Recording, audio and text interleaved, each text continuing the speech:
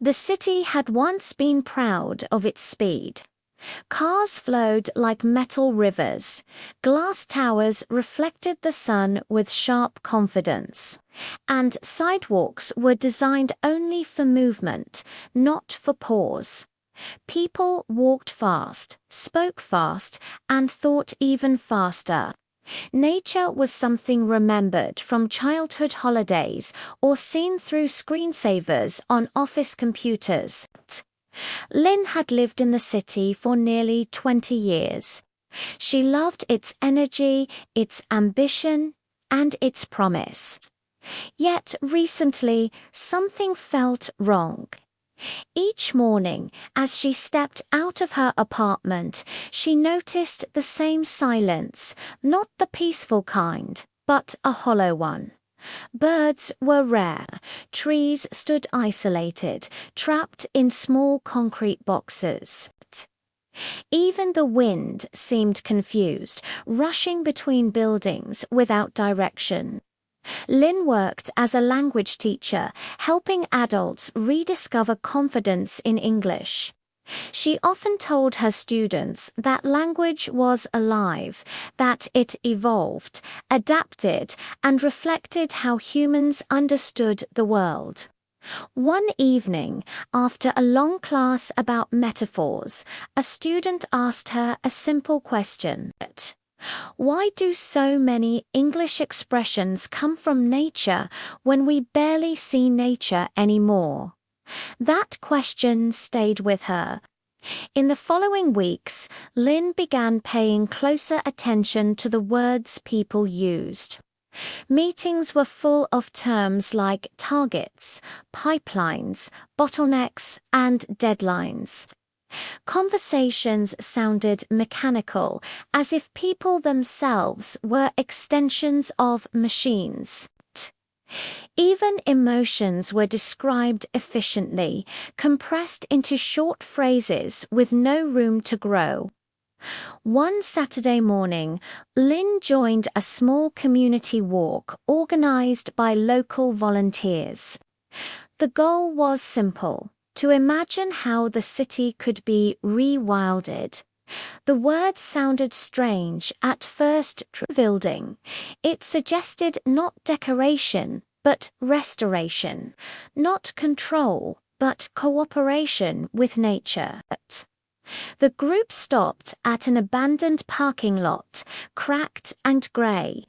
One volunteer explained how this space could become a wetland garden, collecting rainwater, cooling the air, and inviting birds and insects back. As Lynn listened, she felt something awaken inside her, not just hope, but recognition. She realized that cities, like languages, could forget their roots. When efficiency became the only goal, richness disappeared. Just as English lost its poetry when reduced to business jargon, cities lost their soul when nature was treated as optional. As the walk continued, Lynn imagined vines climbing walls, native plants replacing unused lawns, and children learning the names of birds instead of brand logos.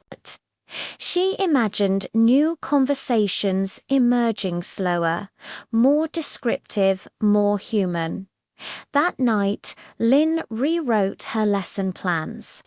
She decided to teach English through stories of urban nature. Not as a topic, but as a living presence. Because if language shaped thought, then perhaps restoring nature to language could help restore nature to cities. The city had forgotten how to breathe, but Lynn believed it could remember. The first class using Lynn's new approach felt different. Instead of starting with grammar rules, she began with a question. When was the last time you noticed something growing in your city? At first, her students hesitated. Then, slowly, stories emerged. A man spoke about herbs growing between sidewalk cracks near his apartment. A young woman described a fig tree her grandmother planted decades ago, still surviving beside a busy road. As they spoke, their language changed. Sentences became longer, richer, filled with sensory details. Lynn introduced words like canopy, habitat, resilience, and interdependence. These were not just vocabulary items, they were ideas. The students practiced describing places not as empty or unused, but as waiting, recovering, or transforming. Outside the classroom, change was happening too. The City Council approved small pilot projects: green roofs, pollinator gardens, tree-lined bike paths. Progress was slow, sometimes frustrating, but visible. Birds returned in small numbers. Rainwater no longer disappeared instantly into drains. People began to linger outdoors again. Language followed these changes. Local newspapers used softer metaphors. Instead of fighting climate change, they wrote about healing urban ecosystems. Instead of dominating space, architects spoke of listening to the land. These shifts seemed small, but Lynn knew they mattered. Words framed reality. They taught people what was possible. One evening, Lynn walked home through a newly planted corridor of native trees. The air felt cooler. The noise felt distant. She noticed how her inner dialogue had changed to She no longer thought of the city as a system to survive, but as a relationship to nurture. She remembered something she often told her students. Fluency was not just about speed or accuracy, was about connection. The same was true for cities. A truly modern city was not one that erased nature, but one that learned to speak with it again. Rewilding was not a return to the past. It was a conversation with the future. A future where language grew more expressive because life itself grew more diverse. Where children learned verbs from watching birds and metaphors from changing seasons, where cities became classrooms and streets became stories. As Lynn reached her building, she looked up and smiled. On her balcony, a small plant she had almost forgotten was flowering. The city was learning a new language, and this time it was alive. As seasons passed, Lynn noticed a subtle but powerful shift not only in the city's landscape, but in the way people spoke about it. The word development no longer meant removal. It began to mean balance. Cafes described themselves as nestled rather than located. Offices advertised views of tree canopies instead of square meters. Even advertisements slowed their rhythm, choosing warmth over urgency. In her classes, Lynn introduced an unusual exercise. She asked students to replace aggressive or mechanical expressions with ecological ones. Instead of "I'm under pressure," they tried "I'm stretched thin." Instead of "burned out," they said "depleted." Instead of pushing harder, they explored allowing recovery. At first, the changes felt awkward, but soon students realized something important. These words made space for compassion. When emotions were framed as natural cycles rather than failures, people treated themselves and others with greater patience. One student, Min, worked in urban planning. He shared how his team had begun using different language in proposals. They spoke of corridors instead of zones, flows instead of traffic, breathing spaces instead of vacant lots. To their surprise, community feedback improved. People felt included rather than instructed. Lynn understood why. Language invites participation when it sounds alive. She often walked through the city with a small notebook, collecting phrases overheard in parks and on buses. Children invented names for insects they did not recognize. Elderly residents told stories about trees that remembered old neighborhoods. These were not scientifically precise descriptions, but they carried meaning. They showed relationship. One afternoon, Lynn visited the old parking lot that had once been cracked and lifeless. Now, tall grasses moved gently in the wind. Water reflected the sky. A sign explained how this space filtered rain and reduced heat. But the most powerful moment came when she heard a child ask, "Is this place growing?" That question stayed with her. Growing was no longer limited to plants. The city's conversations were expanding to people debated not just how fast things could be built, but how long they would last. The idea of stewardship entered everyday speech, a word once reserved for textbooks, now spoken naturally at dinner tables.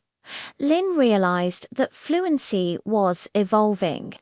To speak modern English well was no longer just about global business.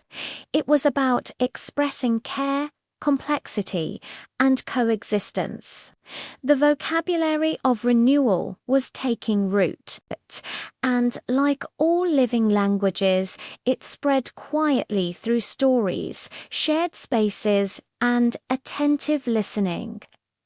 Years later, Lynn was invited to speak at a small international conference on urban futures and education. She did not present charts or predictions. Instead, she told a story about a city that learned to listen and a language that learned to soften. She spoke about how rewilding was not only ecological but cultural. When cities allowed moss on walls and birds in rooftops, people allowed pauses in conversation and curiosity in thought. Silence became meaningful again. Slowness regained dignity. After her talk, a young teacher asked her, "Do you think cities can ever truly be in harmony with nature?" Lynn smiled and answered carefully. "Not in perfection," she said, "but in dialogue." That word mattered. Dialogue implied respect, response, and change. Just as language thrived through exchange, cities thrived when humans stopped speaking over nature and began speaking with it. Back home, Lynn continued teaching. Her classroom windows now overlooked a green corridor alive with movement.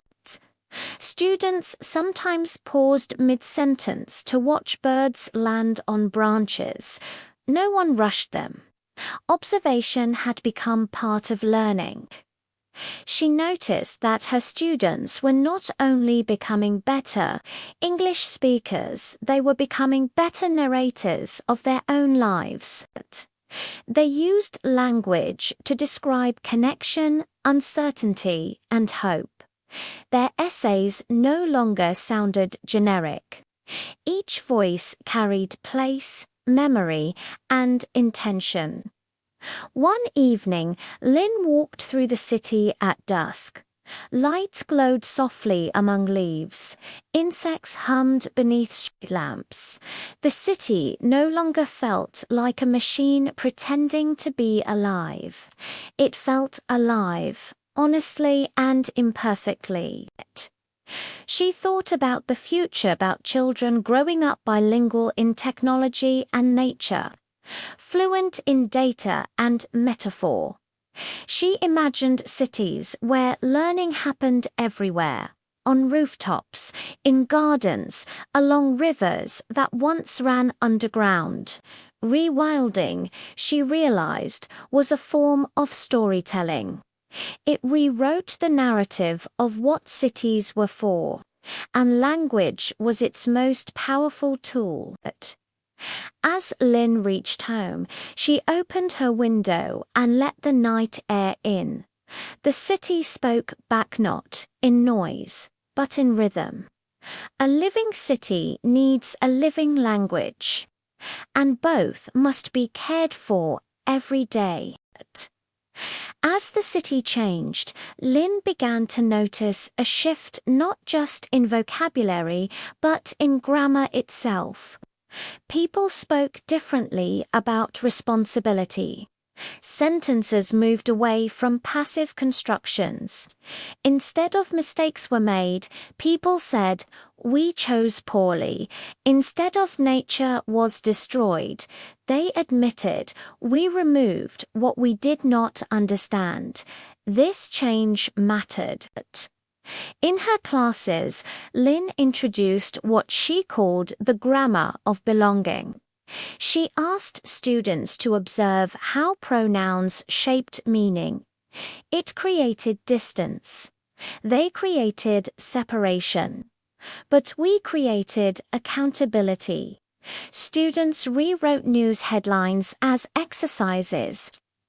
The river was polluted, became we allowed waste to enter the river. The neighborhood lost green space, became we traded shade for speed. These sentences were heavier, but also more honest. Outside, the city mirrored this linguistic maturity. Community boards appeared near gardens, inviting residents to care for shared spaces. The language on the signs was gentle but direct.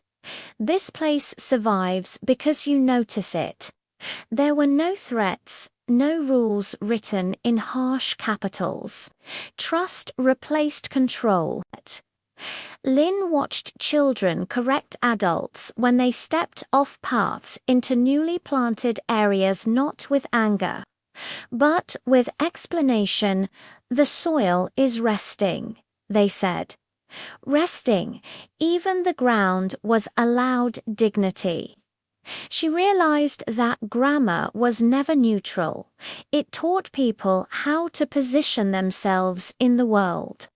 A city that spoke only in commands created compliance. A city that spoke in shared sentences created care. Belonging, Lynn understood, was not declared. It was practiced daily, quietly, through language that included rather than excluded. One unexpected outcome of rewilding was silence. Not emptiness, but layered quiet wind through leaves, water moving slowly, distant voices softened by green space. At first, people found it uncomfortable. Accustomed to constant sound, they filled pauses with phones, music, notifications. But slowly, silence began to teach.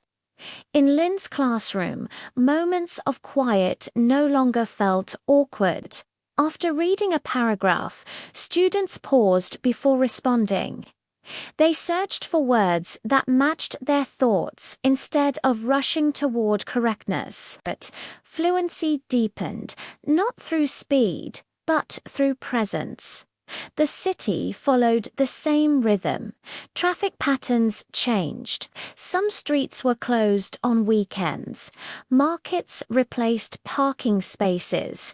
People lingered. Conversations extended.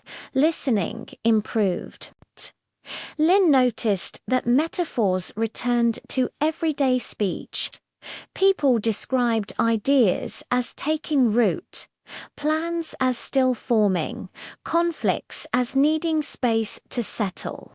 These were not decorative phrases. They reflected a new way of thinking, one that accepted uncertainty as part of growth. One evening, Lynn sat near the restored wetland, watching reflections move gently across the water. She listened to fragments of conversation, nearby children inventing stories, elders recalling forgotten paths, students debating the future with curiosity rather than fear. She understood then that silence had not reduced language. It had refined it. Just as soil needed rest to remain fertile, minds needed quiet to remain creative. Rewilding had reintroduced pauses not only into the landscape, but into thought itself. The city no longer shouted its ambitions, it whispered its intentions. And in that softer voice, people finally heard one another. The most visible change appeared in children. They learned the city differently from adults, not as a problem to solve, but as a place to explore. Their language reflected this difference. They spoke in questions instead of conclusions. They described time not by schedules, but by changes they observed. "It smells like rain today," they said, before any forecast confirmed it. "The trees are tired," they noticed, during long dry weeks. "This place feels louder when the flowers disappear." Teachers began incorporating outdoor learning into daily routines. Vocabulary lessons moved from whiteboards to sidewalks.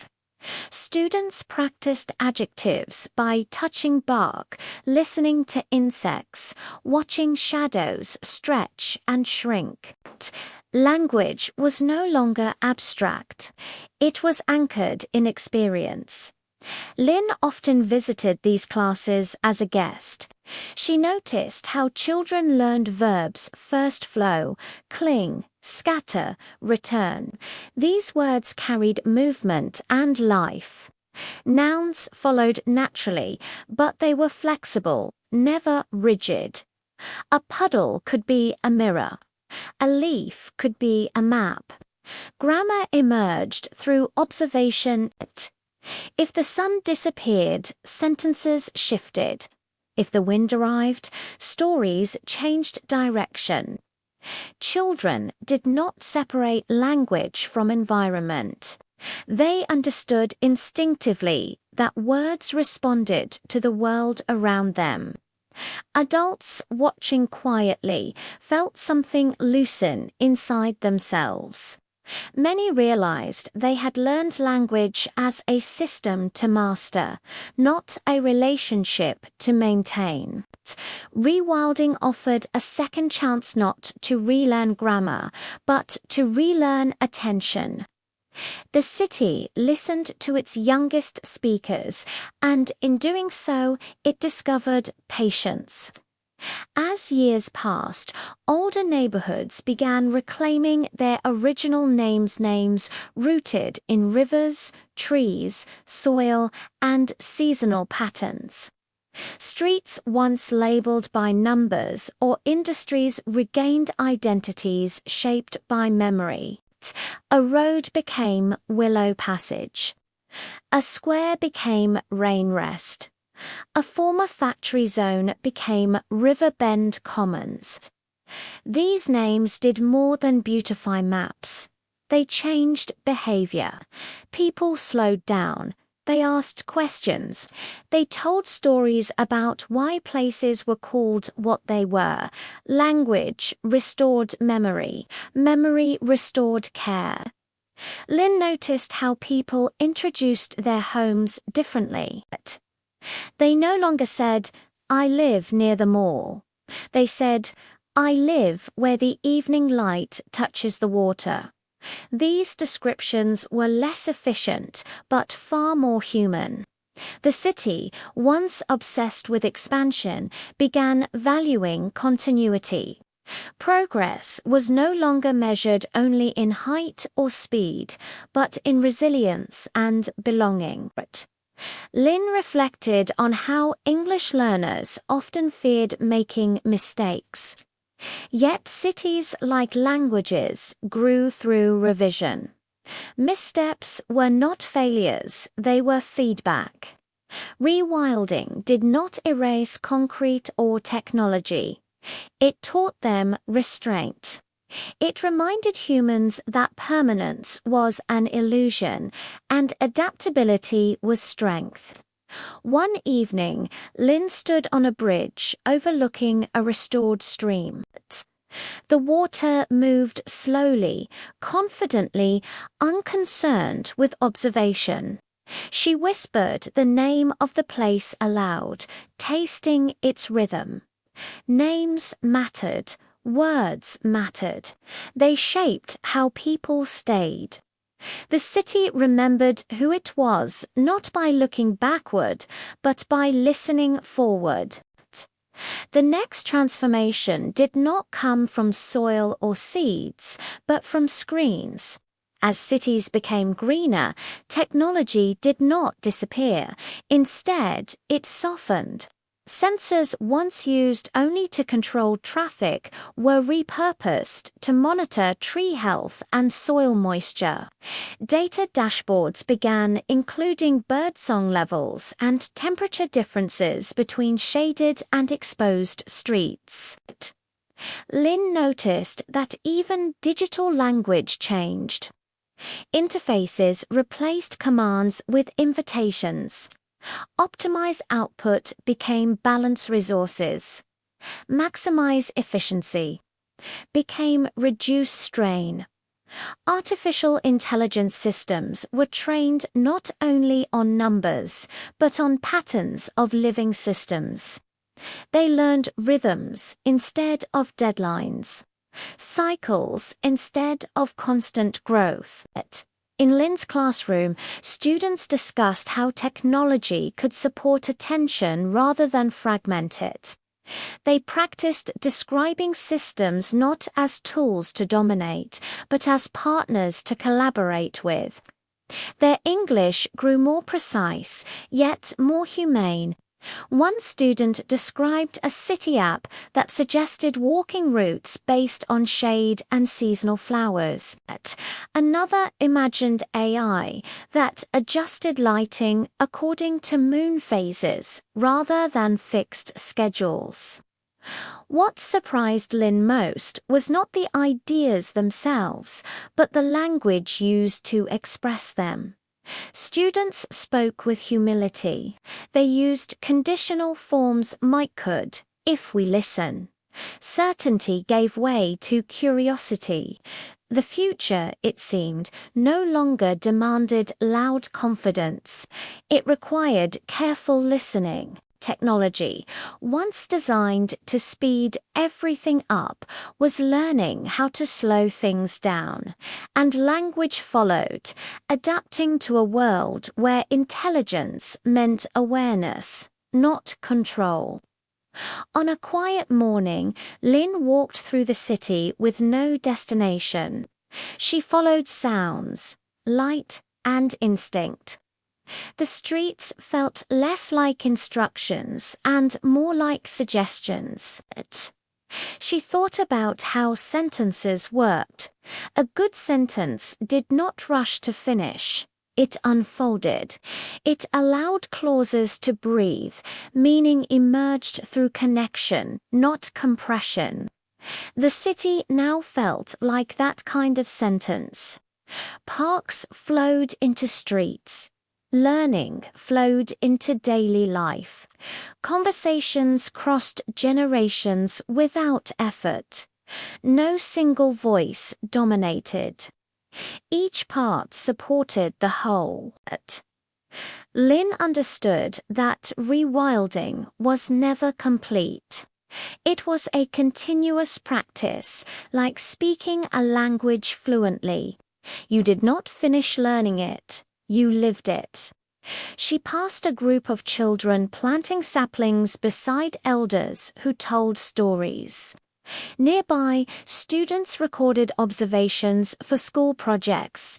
A passerby paused, listened, then joined. No announcement was needed.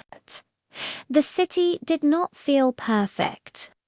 There were still tensions, mistakes, unfinished plans, but there was space for revision, for rest, for growth. As evening approached, Lynn sat beneath a tree and wrote one final note in her notebook. A living city is not built. It is spoken carefully, collectively, every day.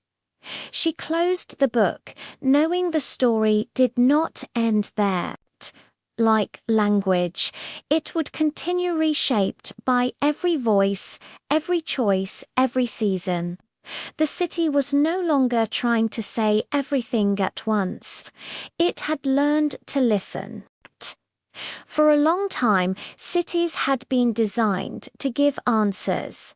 Signs told people where to go. Systems told them what to do. Schedules told them when to move and when to stop. Questions were considered inefficiencies, delays in productivity. But as the city softened, something unexpected happened. Questions returned. People began asking small, careful things. What lived here before? What does this place need right now? What happens if we wait? These questions did not demand immediate solutions. They invited observation. Lynn noticed this shift most clearly in public meetings. Instead of long presentations filled with certainty, discussions opened with listening. Silence was allowed. Unfinished thoughts were respected. People spoke less, but said more. In her classroom, Lynn encouraged students to practice asking open-ended questions, to prove intelligence, but to show attention. They learned that curiosity required courage. It meant admitting that one did not fully know. Language lessons became explorations. A single word could lead to many meanings, depending on context, tone, and timing. Students understood that clarity did not always come from simplification, but from patience. Outside, the city mirrored this mindset. Projects paused when ecosystems showed stress. Construction plans adjusted when unexpected life appeared, roots, nests, water patterns that resisted prediction. The city was no longer trying to dominate its future. It was learning to consult it. Lynn realized that questions were a form of respect. They acknowledged complexity. They left room for response. A city that asked questions, she thought, would never stop learning. As years passed, people began to understand something quietly profound. They were not just living in the city, they were writing it. Every choice where to walk, what to protect, how to speak left traces. Some were visible, others lived in habit and memory. Lynn invited her students to write essays titled "The Place That Shaped My Voice." The results surprised everyone. Some wrote about trees outside childhood windows. Others described stairwells, courtyards, small corners where they first felt heard. Language, they realized, was never separate from place. Accents carried geography, metaphors carried climate, even silence carried cultural meaning. The city responded in its own way. Murals appeared telling stories of land and water. Public libraries hosted storytelling nights where residents shared memories connected to specific streets or gardens. No one corrected grammar. Meaning mattered more than perfection. Lynn walked through these spaces and felt something rare: continuity. Past, present, and future existed together, layered like soil. She thought about how cities once erased traces to appear new. Now they preserved them to remain honest. Rewilding had done more than restore plants. It had restored authorship. People no longer waited for permission to belong. They spoke, planted, remembered, and cared. The city did not claim to be complete. It remained a draft open to revision, shaped by many hands and voices. And Lynn knew that was its greatest strength. For decades, time in the city had been something to escape. People rushed through mornings, compressed conversations, and postponed rest. The future was always elsewhere: faster, brighter, more efficient.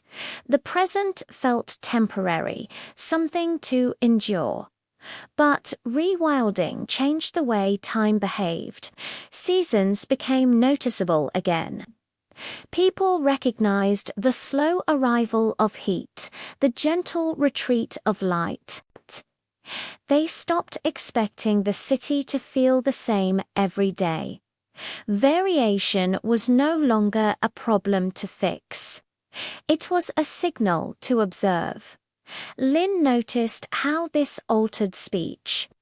People no longer asked only, "How long will this take?" They asked, "When will this be ready?" The difference was subtle but important. Readiness implied listening. It respected process. In her classes, Lynn asked students to write in different tenses, not just past and future, but ongoing. They practiced, describing actions still unfolding, decisions not yet settled. At first, this felt uncomfortable. Learners wanted closure, but gradually they understood that many meaningful things remained unfinished by nature.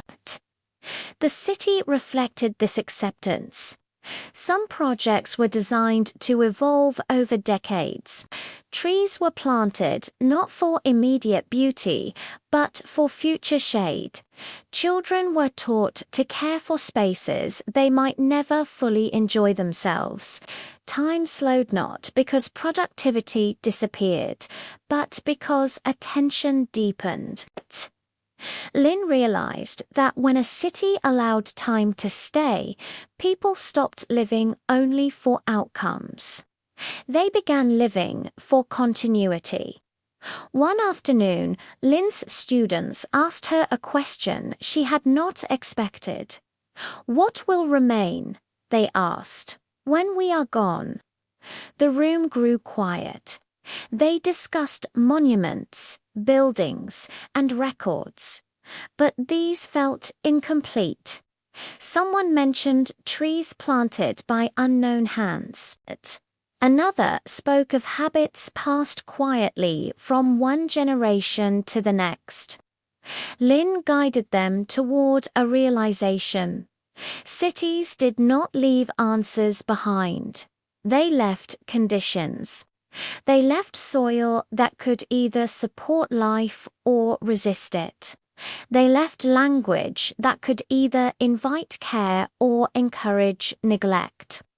They left stories spoken and unspoken that shaped how future residents would see themselves.